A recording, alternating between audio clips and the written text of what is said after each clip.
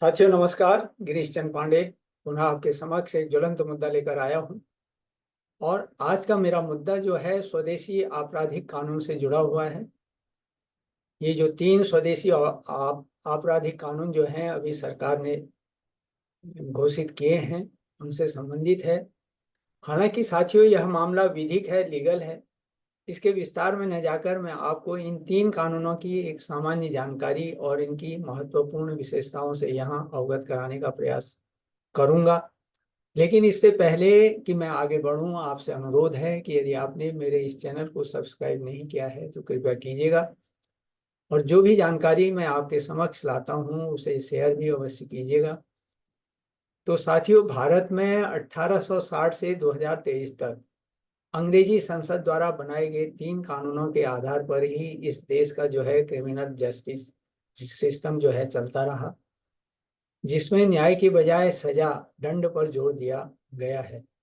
साथियों, स्वाभाविक है कि ये कानून अंग्रेजों ने केवल अपनी सत्ता बचाने की दृष्टि से तैयार किए थे और जिसमें नागरिकों को न्याय प्रदान करने का दूर दूर तक कोई वास्ता नहीं था। यहाँ यह भी गौर करने योग्य है कि आईपीसी, इंडियन पेनल कोड की स्थापना जो है 1860 में हुई थी। वहीं साक्ष्य अधिनियम, एविडेंस एक्ट की 1872 में और सीआरपीसी की स्थापना 1973 में की गई थी। लेकिन अब 1 जुलाई 2024 से भारतीय दंड संहिता की जगह जो है भारतीय न्याय संहिता बीएनएस अस्तित्व में आ गई है। और दंड प्रक्रिया संहिता को जो है भारतीय नागरिक सुरक्षा संहिता बीएनएसएस कहा जाएगा। और भारतीय साक्ष्य अधिनियम की जगह जो है भारतीय साक्ष्य अधिनियम बीएसए प्रभावी होगा। साथियों, बीएनएस में कुल 358 धाराएं हैं।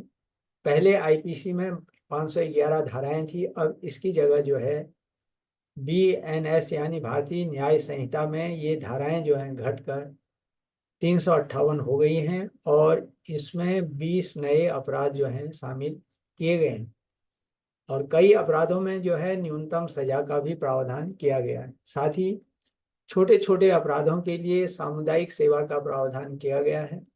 सामुदायिक सेवा का तात्पर्य यहाँ पर यही है कि ऐसे अपराधी को पश्चाताप स्वरूप कुछ समय के लिए कोई समाज सेवा से संबंधित कार्य में नियोजित करना, इससे इसका तात्पर्य है जो उसके हृदय परिवर्तन में सहायक हो सकता है।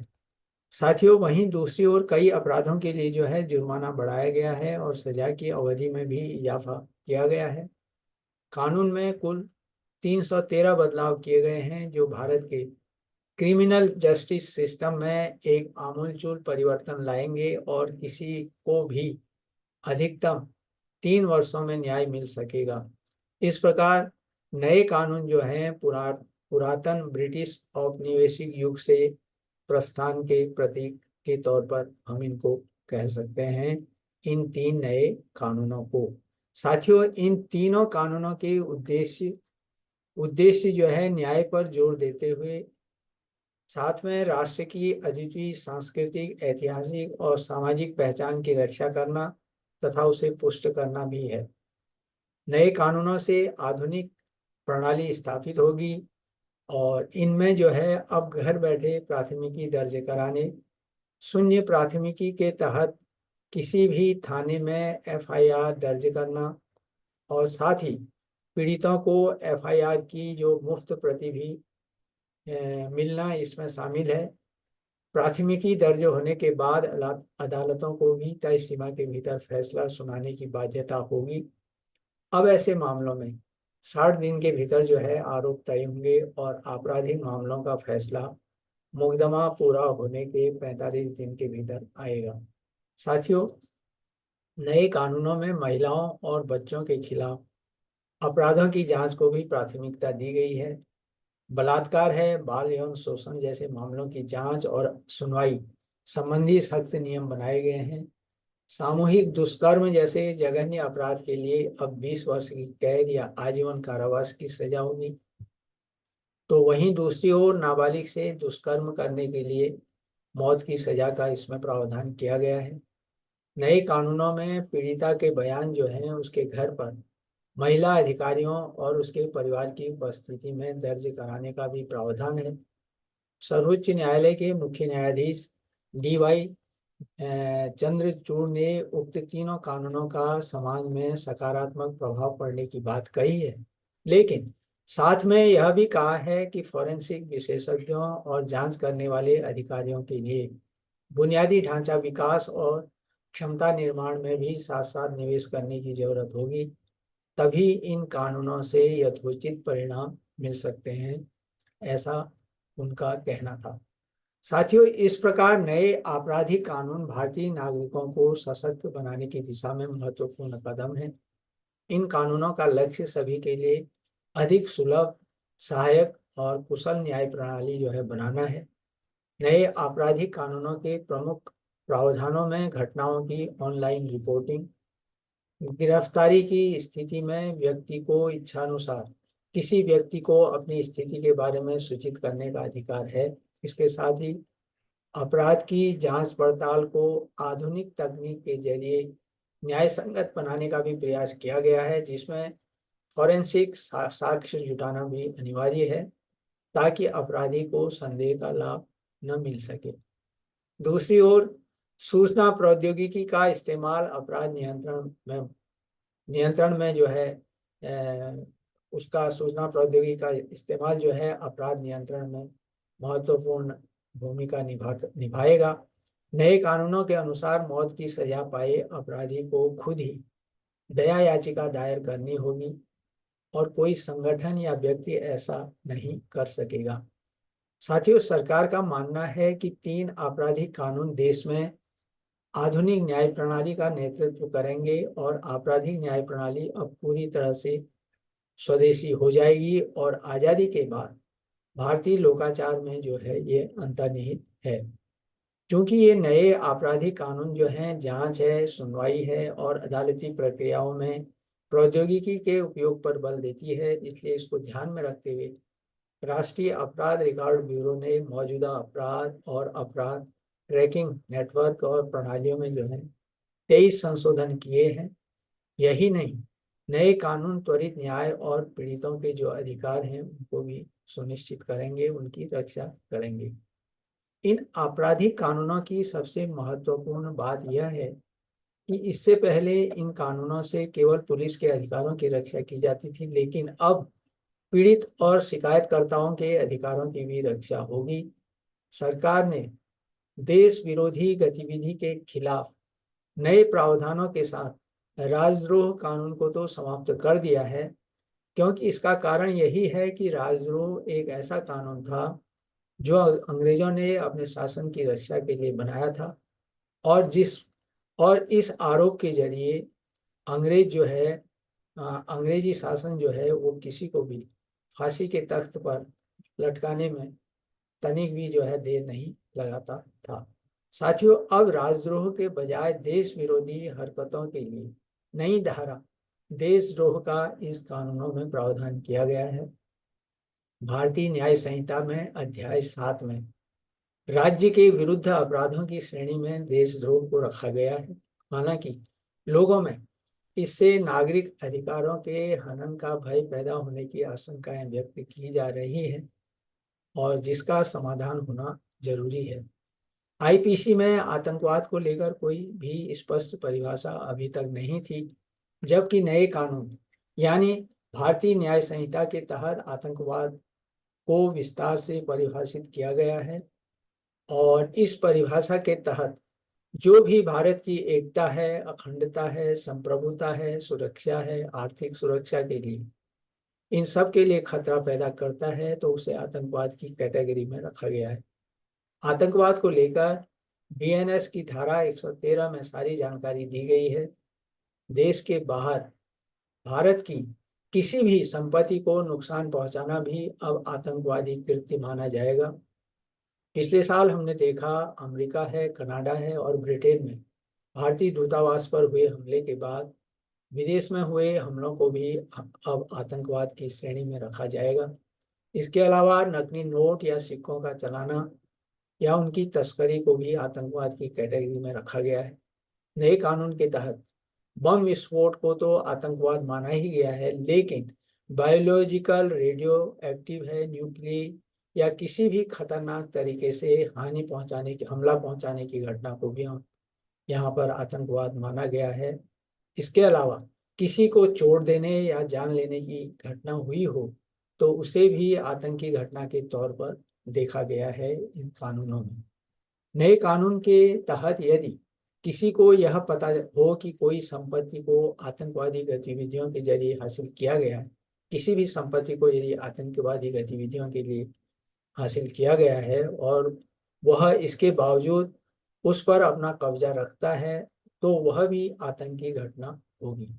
साथियों, इसके अलावा भारत सरकार, राज्य सरकार या किसी विदेशी सरकार को प्रभावित करने के लिए किसी व्यक्ति का अपहरण करना या उसे हिरासत में रखना भी आतंकवाद ही माना जाएगा। और उक्त अपराधों के लिए इस प्रकार निम्न प्रकार से जो है सजा का प्रावधान किया गया है। आतंकी घटना में लोगों के मौत होने पर फांसी या उम्र कैद और जुर्माना है। आतंकी साजिश रचने से लेकर आतंकवादियों की मदद करने पर 5 साल से लेकर उम्र कैद तक की सजा है। आतंकी संगठनों से जुड़ने पर जो है उम्र कैद तक की कड़ी सजा और जुर्माना है। आतंकी को छिपाने, शरण देने और पाए जाने पर 3 साल की उम्र कैद और जुर्माने का प्रावधान किया गया है। साथियों, यह भी उल्लेखनीय है कि पहले मानहानि के मामले में आईपीसी की धारा 399 399 इस्तेमाल की जाती थी और नए कानून में अध्याय 19 के तहत आपराधिक धमकी है, अपमान है, मानहानि आदि को भी इसमें जगह दी गई है। मानहानि को भारतीय न्याय संहिता की धारा 356 में रखा गया है। इस प्रकार भारतीय न्याय संहिता में धोखाधड़ी या ठगी का अपराध अब 420 में नहीं बल्कि अब यह धारा 316 के तहत आएगा। इस धारा को भारतीय न्याय संहिता में अध्याय 17 में संपत्ति की चोरी के विरुद्ध अपराधों की श्रेणी में रखा गया है। यही नहीं, पहले सरकार के खिलाफ स्टेटमेंट देना गुनाह था, अब भारत की एकता और अखंडता को क्षतिग्रस्त करने की जहां पर बात आएगी वहां पर विचार व्यक्त करने की आज़ादी होगी। साथियों, नए कानून में भीड़ की हिंसा के विरुद्ध, जिसे हम मॉब लिंचिंग कहते हैं, उसके लिए अपराध के लिए भी दंड का प्रावधान किया गया है, जबकि इस अपराध के लिए पहले कोई प्रावधान नहीं था।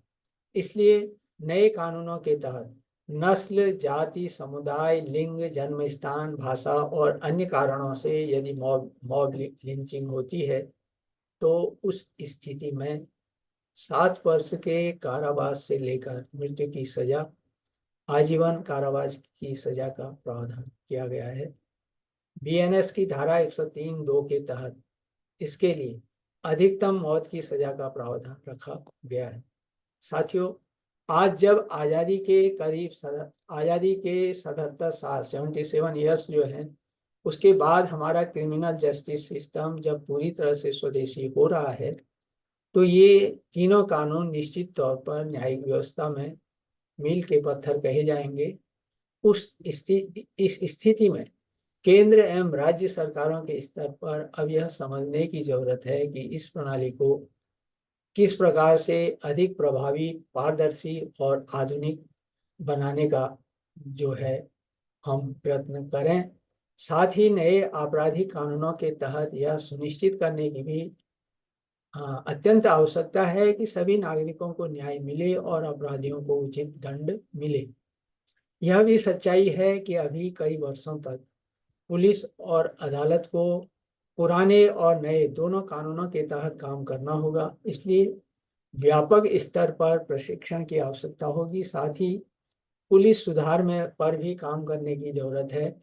इसके अलावा कुछ कानून के जानकार जो हैं, नए आपराधिक कानूनों के लागू होने से उत्पन्न कई न्यायिक परेशानियों के सामने आने की बात भी कर रहे हैं, आशंका अपनी व्यक्त कर रहे हैं। वे नए प्रावधानों पर गंभीर विचार विमर्श की जरूरत बताते हैं। तो कुछ लोग ऐसे भी हैं जो अभिव्यक्ति के अतिक्रमण की बात कर रहे हैं इन कानूनों के आने से। सवाल उठाए जा रहे हैं कि इन कानूनों के लागू होने से पहले हुए अपराधों की न्याय प्रक्रिया में विसंगति पैदा हो सकती है। तो ये कुछ ऐसी आशंकाएं हैं जिनका निश्चित तौर पर समाधान सरकार की ओर से किया जाना है। लेकिन कुल मिलाकर हम यही कहेंगे कि ये जो 3 कानून जो हैं, स्वदेशी कानून, भारत की न्याय प्रणाली के लिए आने वाले समय में एक मील का पत्थर साबित होंगे। तो साथियों, यही मेरा आज का मुद्दा था जो मैंने आपके समक्ष शेयर किया, बांटा। आप अपनी टिप्पणी अवश्य, पसंद नापसंद जो भी आप देना चाहें, स्वागत है। और आपके ध्यान में यहाँ यह भी लाना चाहूँगा कि मेरी बाजार में कुछ पुस्तकें उपलब्ध हैं जिनका लिंक मैं डिस्क्रिप्शन के साथ दे रहा हूँ। यदि आप उनका अध्ययन करना चाहें तो कीजिएगा, और मुझे पूरी आशा है कि आप अवश्य उन पुस्तकों के अध्ययन से लाभान्वित होंगे। तो इन्हीं शब्दों के साथ मिलता हूँ आपसे फिर किसी नए ज्वलंत मुद्दे पर। तब तक आप सुखी रहिए, स्वस्थ रहिए, प्रसन्नचित्त रहिए, लेकिन मेरे आने वाले ज्वलंत मुद्दे का अवश्य बेसब्री से इंतजार करते रहिए। पुनः एक बार नमस्कार।